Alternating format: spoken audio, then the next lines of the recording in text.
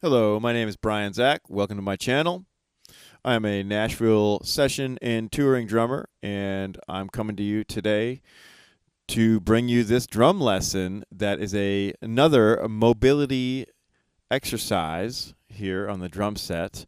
We're going to be getting around the kit using some different, one particular pattern that I came up with that is going to keep our bass drum leg very, very busy. And so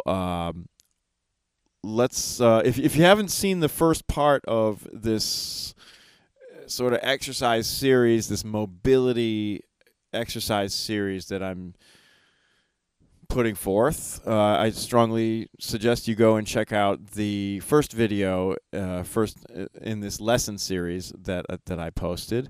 So this is the second video, and likely there will be more of these coming as I write them and kind of progress with these exercises and just sort of come up with I'm coming up with all of these all on my own and just trying to find weaknesses in my playing and kind of strengthen those weaknesses. And one of those weaknesses I found to be playing a double with the kick pedal and a single on the hi-hat unison. So in other words, playing the double, I found that to be problematic inside of my playing. So if I'm playing a groove that required that pattern to be played, or something in a solo that required maybe just like keeping time on the hi-hat and incorporating doubles into the foot,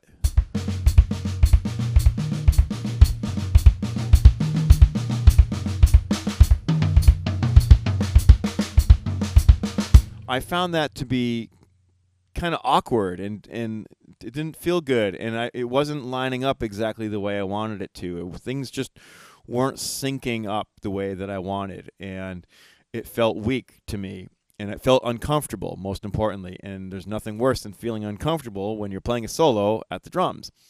So yeah, I came up with these exercises to develop that control and to solidify and strengthen those holes in my playing, as it were.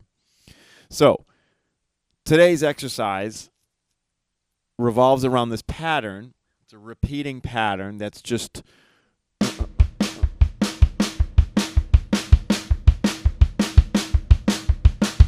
maybe you've heard that pattern before.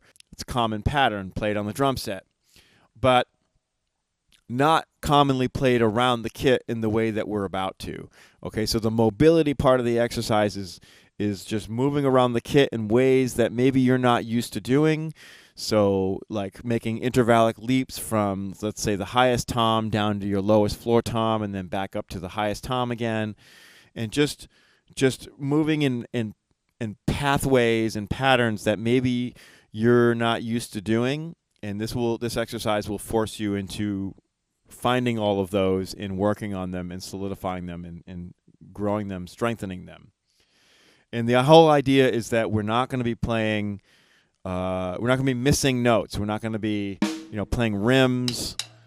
We're not going to be missing the head or like missing the center. We're going for the center of the head. We're going for a nice clean stroke, nice, strong, clean, clarity, and cleanliness are the words of the day. Clarity and cleanliness. Okay, so I'm going to set my metronome. I've got it set to 88 right now, and I strongly recommend you work with the metronome on these because it's very easy to speed up and to sort of get out of control, and the metronome will keep you honest. So do that, and that way you can measure your progress too. And I recommend recommend working with these exercises between the tempos of 70 and 120 BPM, but certainly you can do them slower or you can do them faster at your will and at your ability. So yeah, and last but not least, you can download this worksheet at my patreon.com/BrianZach. So go to that website and join me up. go to that website and join up with me at patreon.com/BrianZach for a very, very small amount of money per month, and you will gain access to all of the content that I've created over the years and continue on to create. And don't forget, it's not just drum lessons either. It's all kinds of career advice and people asking questions about gear and gear reviews and backstage footage and behind the scenes stuff and all kinds of stuff, things that I do to prep for tours and shows that I play and all kinds of stuff like that. So head on over to patreon.com/BrianZach. And let's get into this lesson now. So we're doing right hand alone at first, and then we're going to do left hand alone, and then we're going to do the hands together, alternating singles style. All right, so right hand first. Here we go.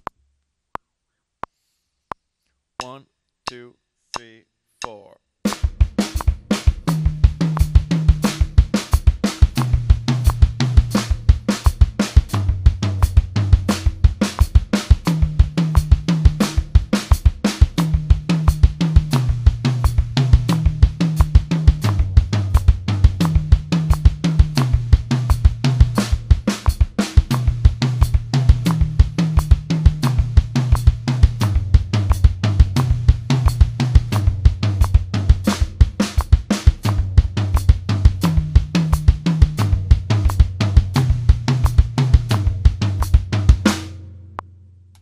Okay, off to a little bit of a weak start there, but we got hold of it.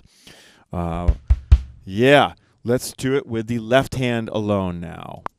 2, 3, 4.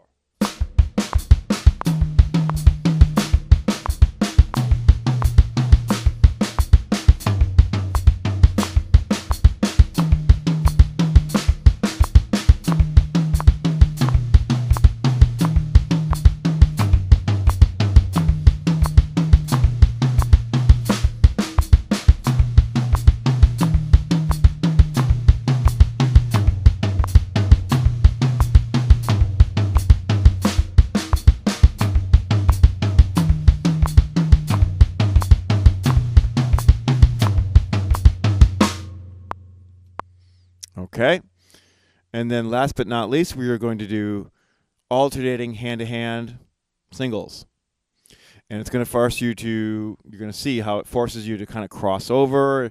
You're going to be going right with your left hand lead. You're going to be going left with your right hand lead. And it's going to force you to do all kinds of things like that, again, you're not going to be real accustomed to doing. And it really will, help you gain that mobility around the drum kit. Don't forget, I'm using the home base method, moving around the drums in this manner. This is a concept that I got from fellow drummer Jeff Bowders, and shout out to Jeff. I don't know if he came up with this himself or if he learned of it from somebody else, but I learned of it from Jeff Bowders. So check out Jeff Bowders online.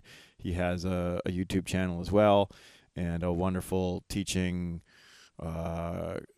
curriculum. And so I got this from him. And the whole home bass idea is basically home bass is your snare drum, and then you go to rack 1, and then home bass, and then rack 2, and then home bass, and then floor tom, rack, home bass. And then once you make that whole cycle around your drum kit, then home bass moves to your first tom. And now you start at home bass, and you go to snare, back to home bass, rack 2, home bass, floor tom, home bass. And as big as or as small as your kit is, it doesn't matter. It works with all sizes of kits. So whether you're playing a double bass with 9 tom toms, or if you're just playing a 4-piece kit, all of these exercises will work for this concept. I'm playing a 5-piece kit here with 2 racks and a floor tom, and that's what I've written these exercises for on the worksheet. But again, you can tailor these to however big or small your drum kit is.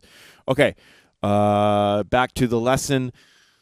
So we're doing right and left alternating with this pattern. Here we go. 2, 3, 4.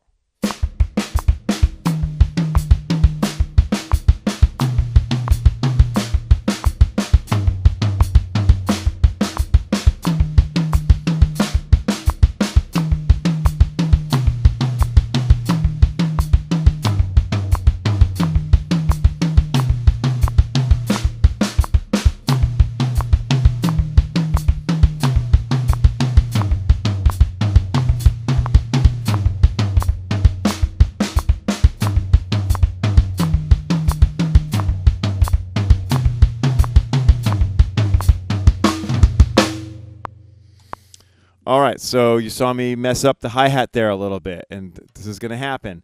Again, I'm working on these exercises too, so please forgive any mistakes that I might have made. But this is part of it, right? If you're not making mistakes, then you're not growing, okay? Don't forget. So I'm really reaching here with my playing, and this is just at 88. Imagine 120 or faster. You know, like I said at the beginning of the lesson, this exercise in particular really works your right foot, so you're going to gain a lot of stamina and strength with your right foot doing doubles around the kit.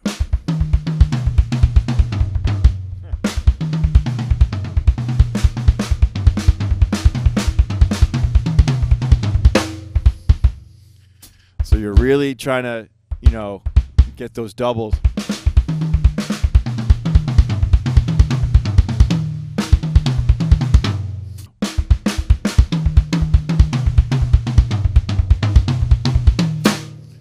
I find that if I keep my right foot flat on the pedal, in other words, if I keep my heel down on the pedal, it provides more balance for me, and it makes it a little bit easier to execute all those doubles on the right foot while keeping the hi-hat going on quarter notes.